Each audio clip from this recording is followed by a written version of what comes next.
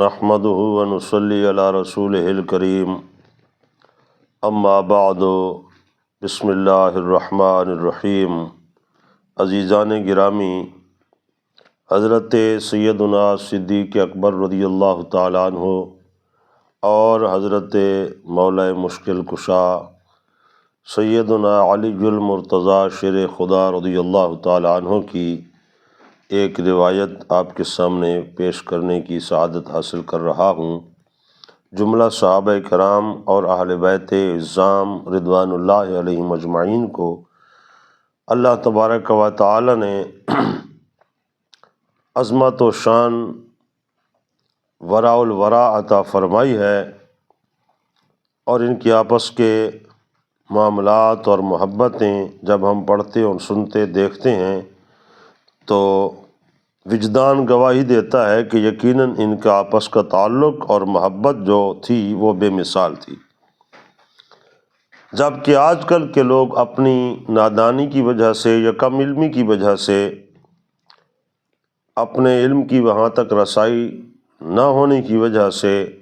طرح طرح کی تقسیم اور باتیں کرتے ہیں، ایک کی محبت کی آڑ میں دوسرے پہ کیچڑ اچھالنے کی جسارت کرتے ہیں، جبکہ یہ نہایت غلط ہے۔ مطلق حدیث پاک جس پہ دلالت کرتی ہے وہ یہی امر ہے کہ دارین کی کامیابی حضور سید عالم صلی اللہ علیہ وسلم کی اتباع میں اور حضور کے آل و اصحاب رضوان اللہ علیہم اجمعین کی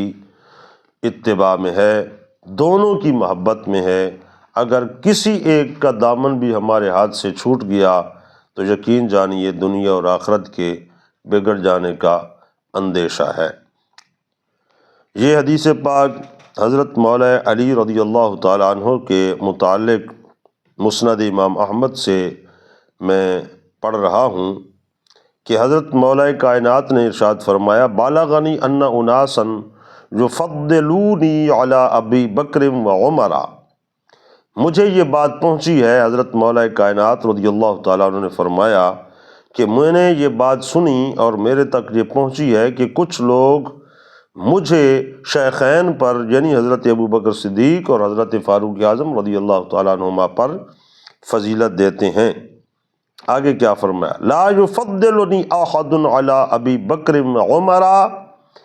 خبردار کوئی ایسا کام نہ کرے کہ مجھے شیخین کریمین پر فضیلت دے، ایسا کام نہ کرے، الا جلدتہ حد المفتری، اور اگر کوئی ایسا بندہ کرے گا میری محبت کی آڑ میں اور یہ بات کرے کہ گویا مجھے وہ فضیلت دینا چاہتا ہے شیخین کریمین پر امامت و خلافت کے معاملے میں یا کسی بھی حوالے سے، تو میں ایسے بندے کو افتراء باندھنے والے